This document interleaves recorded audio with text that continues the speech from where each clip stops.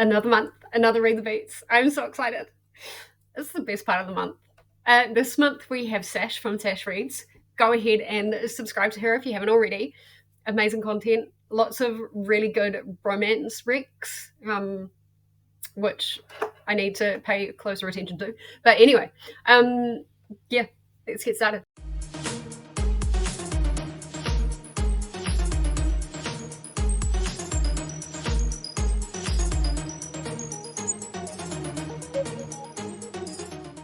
So here we have the lovely Sash. Look how beautiful that face is. So excited. I'm expecting songs that will go well for like romance books. But that's just because I know Sash makes great romance content. So I don't know. We'll see. Let's have a look-see. Hey Jess, thanks so much for having me. I'm so excited to be part of this vlog series with you and being on this round of Read the Beats. So I've got 3 songs here. This was so hard to choose, by the way. I don't know how you can expect people to do it. So these aren't my favorite songs. Just so you know, they're not my favorite, but they're ones that I jam to. I tried to get songs that have not made me cry because I get emotional with music. Whoops. I may have given you a song that may make you cry. Sorry, only one song. Only one song. Anyway, so I think the first song I'll start off. So I was going to do like serious songs. And honestly, look at me. If you've met me before, hi, my name is Sasha. I like Taylor Swift. I like Taylor Swift a lot. And it was really hard. I was like, should I give her 3 Taylor Swift songs? And I'm like, no, I can't do that. But no, I won't do that. My first song is going to be Taylor Swift's song. Okay. And it's called Nobody, No Crime, featuring Haim. I have a lot of fun with this song. It tells you a story. Okay. And I tried to pick songs that I feel like you would... Well, this particular song I feel like is going to be really easy to pick a book with. Mm-hmm. And this is just about girlhood, this song. And it's just about how we will step up and stand up for our fellow women. I really hope you like this song, and I really hope you like the book that you choose with this song. Have not heard this song. I haven't heard a lot of Taylor Swift, to be honest. Or maybe I have heard the song, I just haven't taken notice of it. Should have expected a Taylor Swift song. But immediately I'm thinking like anything like that's female empowerment and stuff like that. There's one book in particular that I'm thinking of, but it's also a book that I'm thinking for another vlog, so I don't quite know how I'm going to do that. Yeah, we'll see. Next, I'm going to pick... So you said you were going to... I was like, oh, getting serious. And you were like, oh, yeah, serious. Thinking about the songs I'm going to give you. So I completely flipped my list, and I'm going to give you God is a Freak by Peach PRC. This song I bop to so much, and I have so much fun. The first time I listened to it, I was like, oh my gosh. Yeah, Sash messaged me and was like, I don't know how we go on the subject of serious, but I'm like, yes, totally serious. I gave Sash 2 songs that are definitely not that serious, although in listening to them this morning, like one of them is probably a little more serious. You've got like not serious at all, something with some serious connotations, and one that's actually quite serious. So yeah, but I love the name of that song immediately, and immediately I'm thinking something like with a pink cover, or something with a rainbow, or something. I'm thinking something queer, honestly, because you've got the rainbow in the background there as well. So pink cover, queer. Maybe a graphic novel. PRC, she is Australian. She is an Australian icon to a small community of us, because I don't think the rest of Australia really knows who she is, but I love her, and she's like a pink bubblegum fairy princess, and I love her whole aesthetic. So I hope you enjoy this song too, and I have no idea what you're going to pick for this book, honestly, but I just want to make you listen to the song. And lastly, I think that's what I did with my second song. for Sash, to be honest. Was like, I just want her to listen to the song because it's like so underrated. That I think I'm going to give you, I'm like, oh, should I give you one of my kids' favorite songs because it's on my rotation? But I won't. So I'm going to give you one that I think it came out about 15 years ago. not me thinking Baby Shark straight off the bat. I was, oh no, not 15. What's 2016? 10 years ago, 9 years ago. My gosh. Anyway, Yeah. I was listening to this song a lot when I was 21, and it's called Castle by Halsey. I think I've heard this song as I was reading a book, and I really connected those two songs, that song and that book together. I'm not going to tell you the book. I don't want to like bias you into reading any particular book, but I feel like it might help you pick a genre of book, possibly. I don't know. But yeah, Castle by Halsey, I felt like it was probably one of the first songs that I listened to that really like embodied female rage and just fuck the patriarchy, honestly. So yes, those are my 3 picks. Thank you once again for letting me be a part of this, and I cannot wait to see what you give me and what books you read for these songs. I hope you have a wonderful day. Bye!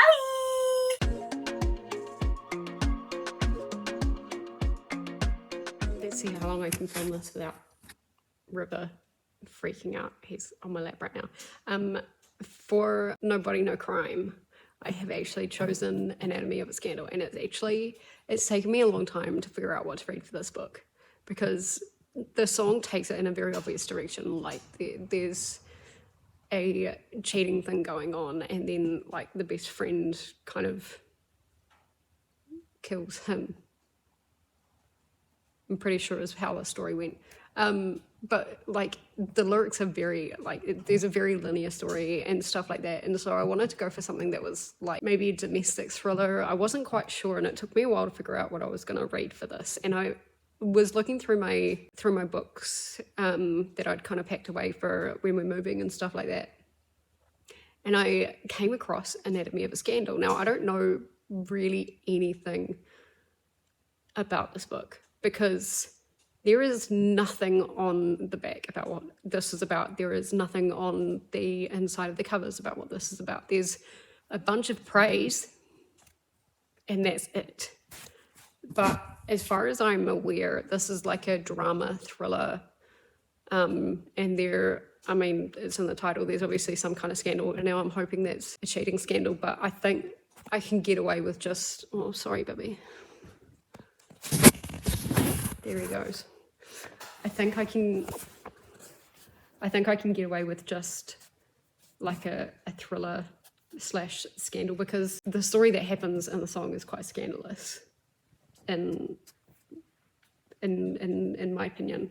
So I think in that respect it would work well, like scandal being in the title. I don't know if this is going to end up being a domestic thriller or like an infidelity thriller or not. But yeah, let's see how we go.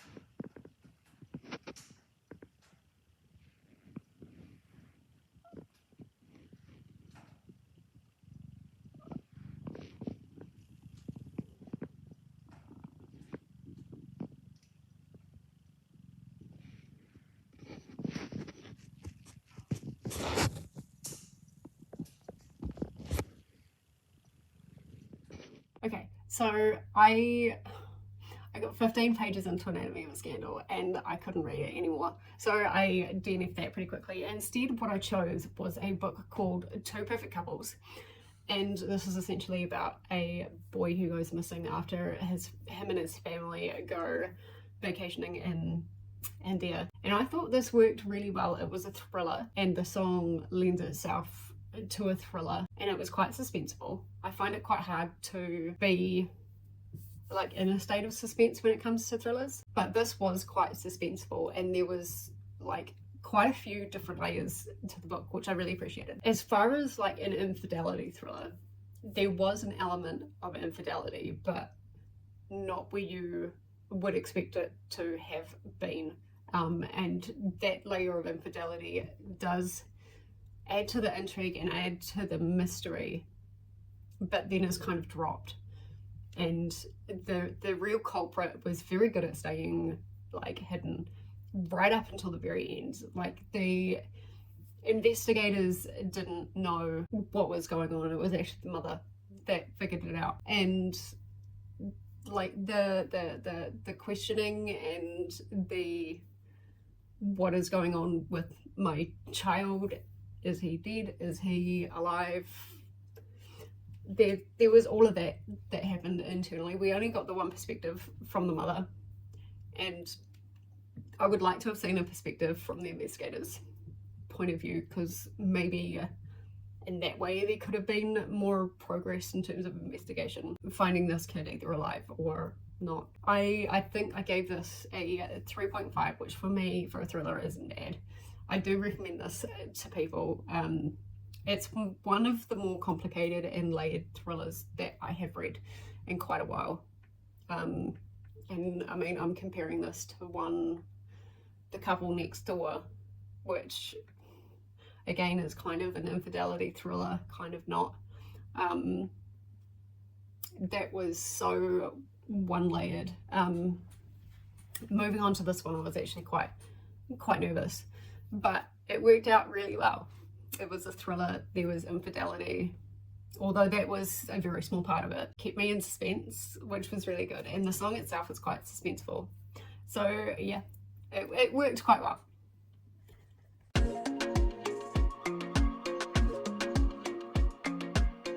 So starting with God of Malice from Raina Kent for the song God is a Freak, which is a fantastic song. You guys should go and listen to that. I started this last night, and okay, I knew like it was supposed to be disturbing and stuff like that, but I didn't expect it to like start from chapter 1. That's how it started. And if you don't know, God of Malice is a dark romance and stuff like that, and basically our main character kind of finds herself, I think it was at the edge of a cliff, I don't know, I was kind of a bit tired when I first started this, but she found herself in a precarious situation where this guy had to, bloody rain, this guy had to come and save her, but he's like, if I save you, you have to give me something in return, and he essentially makes her give him a blowjob, which is assault, and that's how it started, like fully started. Fast forward a little bit, and she's started school and stuff like that, and he randomly comes back and finds her in this school, and she's like, what are you doing here, you know, after like assaulting me? And he's like, well, the way you're whispering it means that you haven't reported me yet. And I'm like, this guy's a freak. Now I'm guessing God, he is a god. I think this is inspired by the Greek gods, but I'm not entirely sure. I'm going to continue listening to this. Gotta be something nice and easy to listen to. What have I got? Got roughly about 7 hours to go, and I'm listening on 2 times speed, so I'm 12% in. But yeah, first impressions, it was like, well, start off real strong. Why don't you? Like, that doesn't normally happen. Like, even in dark romances, it takes a wee while. So yeah, that was like, and I mean, the song itself, it kind of starts off a bit slow and then goes into the chorus, but I feel like this book is the chorus, and the chorus won't stop until the book ends. So yeah, I will let you know how we get on.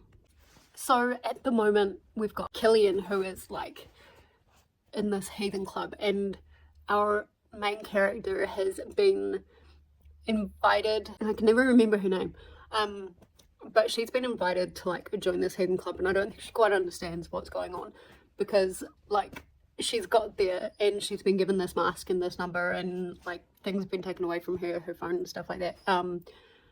and they're given a chance to like say no, and she doesn't. And then they're like, well, now here are the rules. You know, there is bodily harm that is acceptable and stuff like that. The only rule is don't kill people, or at least intentionally kill people. And if any of the heathens, you know, touch you with their chosen weapons, then you're out and you can't ever join this heathen club ever again. And I'm like, I'm actually vibing with this. I'm actually having a good time, which is really cool. Killian's got this weird kind of obsession or fascination with the fact that she's a virgin. So there's that, and that's interesting. Yeah, really vibing with it so far. Hello. Okay, let's do washing and talk about God of Malice. I am 70% in, and look, the themes in here are not great themes. You've got one guy that has this like fascination for murdering people just so he can open them up and see inside them. And then you've got like the female main character whose name is Glyndon. She has some mental health issues that Killian is trying to say they're not mental health issues, like you just need the right person to open you up and stuff like that. Not like he doesn't want to kill her, but like he's saying like that she's not actually, you know, that way inclined to unalive herself. And so they're creating this relationship, I guess. And in the meantime, doing all of that, she's trying to kind of find out what's happened to a friend of hers who went through these same games and trials to become a heathen that she did, except he kind of went missing off the face of the planet. And so she's trying to figure out what happened to them. And in the meantime, his brother, Killian's brother, is like trying to keep an eye on him and like is really worried about him and says it's a matter of time before he actually murders someone. So there's that. So there's a lot of very heavy themes, not great themes. Like you wouldn't encourage that kind of behavior in a romance, but this is a dark romance. It's made very clear to read triggers and all of that kind of stuff. But I didn't read triggers, I just kind of went straight in. I'm not finding it super triggering, but I could see how some people would. Like if you're a survivor of SA, if you're a survivor of the big R word, because there is very dubious consent. Like there is kind of like not really any consent on her end. She just kind of rolls with it.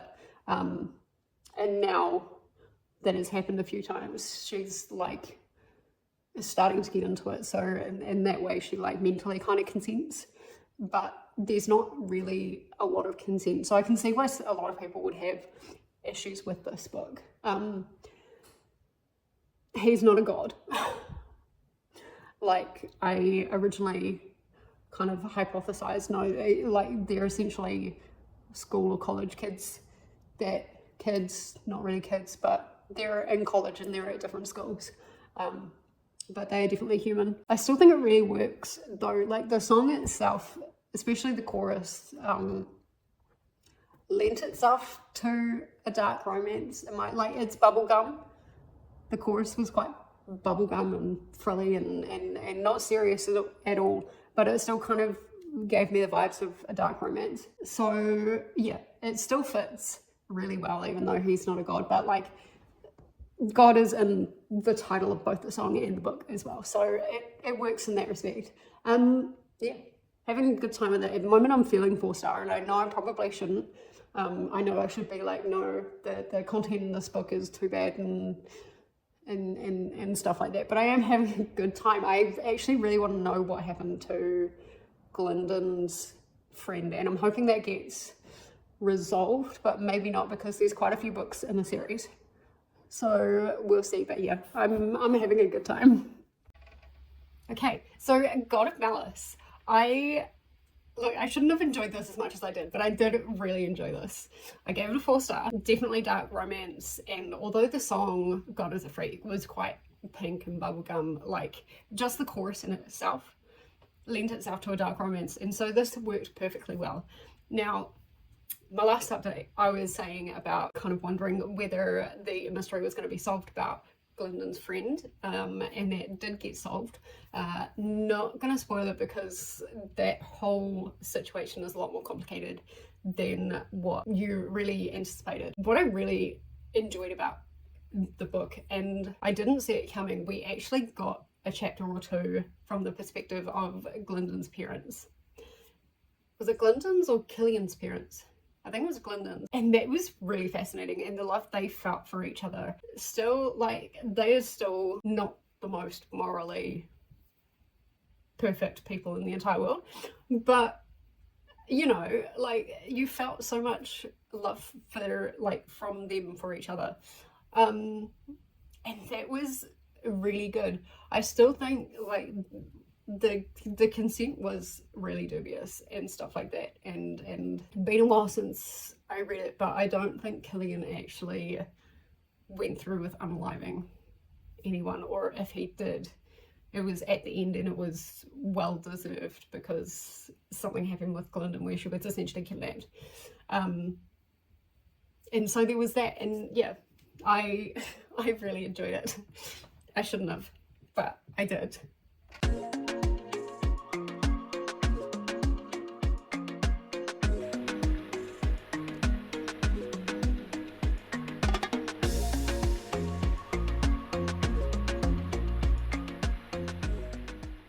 Okay, so here's the plan. I am going to be reading My Dear Illusion all day. It is currently the 27th, and I'm probably close to about 30% in. It's really, really good, and I keep hearing from everyone that it just gets better. So I'm hoping that I can read like plenty of pages today, plenty of pages tomorrow. I do have to do stuff for Scarathon, so we'll kind of see how that goes. Yeah, really looking forward to it. I love the illusion aspect and the conjuring, and also her trying to like break illusions to save him. Like, she's essentially his bodyguard, and stuff like that. And so he's actually the one that's playing the game. But the reason why I think this would work for Castle is because I think we're gonna see her kind of coming more into her own, and I think there's like more than meets the surface of what's happening when it comes to like the games. It's focusing on him winning, but she's the one that's going to steal the crown. And I know that probably sounds really weird at the moment, but just trust me. So hi, Mia.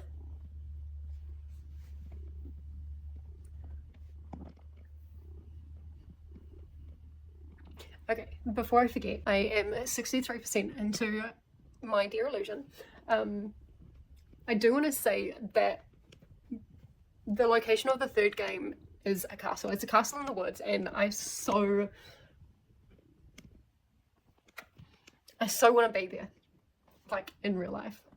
Maybe not with like deadly conjurers and stuff like that. There's some interesting things happening. There's relationships being built that I'm not sure whether they're hinting towards romantic relationships or friendly relationships. It could be argued that there are essentially three men that are kind of vibing for Mari. I don't really know what's going on there, but in terms of like Mari and the whole, oh my god, can you see this cat?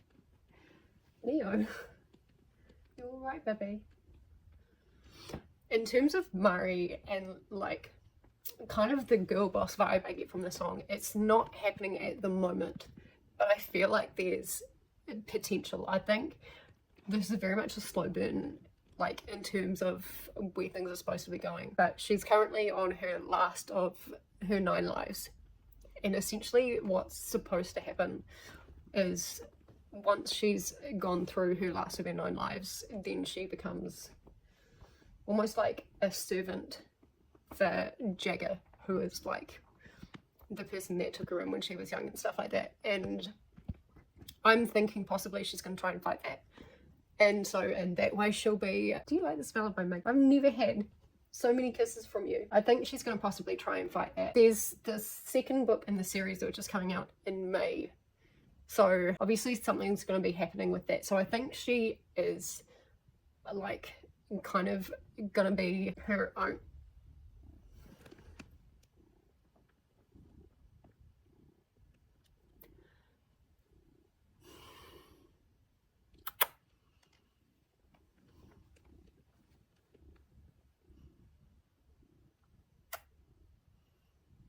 No, you're not gonna do it. She is gonna be her own badass kind of like person. I'm just hoping she isn't a badass because of Jagger and she manages to kind of be free. And I think if she betrays Jagger and she lets Finn live, then maybe they'll kind of figure out how to get around that. But then he's promised her that if she kills Jagger, why are you being so loving all of a sudden? He's promised her that if she kills if she kills Finn, then she will have her freedom. So there is a lot of control of her at the moment, but yeah, I'm hoping that it gets broken and she kind of comes into her own and stuff like that. And yeah, like I said, there was that mention of that castle and stuff like that. So yeah, I'm currently on sprints with Nicole. We're trying to get this finished. I'm obviously not going to finish it tonight, being 63% in to a 900-page book, but I'm getting there. Obviously I'll have it done before Read the Beats goes out, but I'm hoping to have it done before the end of this weekend so I can get 900 points for my team. Go Team Shark Bites! Sorry, did I scare you? I am at 86%. And I want to say before we kind of go into the final act, I guess, in this book, that when all of these champions are going into these games, we kind of see everything from the woman's perspective, which is really cool. But what's interesting is we're not following Finn, who's kind of like, I guess, the main love interest that's kind of building in there. We're actually following one of the other champions, I guess, if you want to call them, Jacob, because it's the one who like tends to hang on to Jacob the most. And so it's really fascinating that we're not seeing it from Finn's perspective. And we've just finished the final game, and Finn does what he needs to do and stuff like that. But again, in this final game, it focused more on Jacob and Jacob's interaction with Celia and things like that. And these are all different champions from different families. So yeah, I just think that's an interesting thing to know. I'm just gonna keep reading this and finish this today. I want to finish this before the Shark Attack free-for-all starts, which starts at 4 o'clock my time. It is basically 12:30, so I'm gonna just be on time, I think. But yeah, I will let you know either later on today or tomorrow how everything goes. Somebody tell me why I'm so much more interested in Jacob than I am in the fact that, spoiler alert, Finn won. Of course Finn won. I mean, it's all about them. But like, why am I so interested in Jacob? Why is Jacob like not the single most interesting character, but the single most living interesting character? I'll leave that at that. If you read it, you'll know what I mean. But yeah, I'm so interested. And like, Jacob comes in last in this 4th game, and Wolfgang, who can't remember who he is. There is so many characters in this and so many families, and so I can't remember which family he's with, but I think he may be with this much. He goes, Jacob Ward conjured during the game, he's disqualified. So they weren't allowed to conjure, they weren't allowed to cast illusions, the only thing they had was weapons. Wolfgang's mouth twisted as if to say that in doing so Jacob wasn't worthy of being called a man, much less a conjurer. When and if he passes through these doors, he will be stripped of his points, and he is last in all ways. His shame is your shame. No one waited to see if Jacob would survive and walk through the doors, not even his father. Like, what the fuck? I'm waiting, Jacob. I'm waiting for you. Dude, you got a friend in me. So My Dear Illusion, this was a complicated one. This was very multi-layered and it was very political, and there was different perspectives going on as far as like the characters, not as far as in the story. I think there was only two perspectives in the story. But like, as it said right at the very beginning of the book, like, don't trust anyone. The only person you can trust is Mari. But then at the end of the day, can you? Because she's also saying don't trust anyone. Yeah, very, very interesting. I will say that I predicted what like the whole thing with Mari was. Didn't predict what was happening with Finn, but I think Finn wasn't the most interesting character.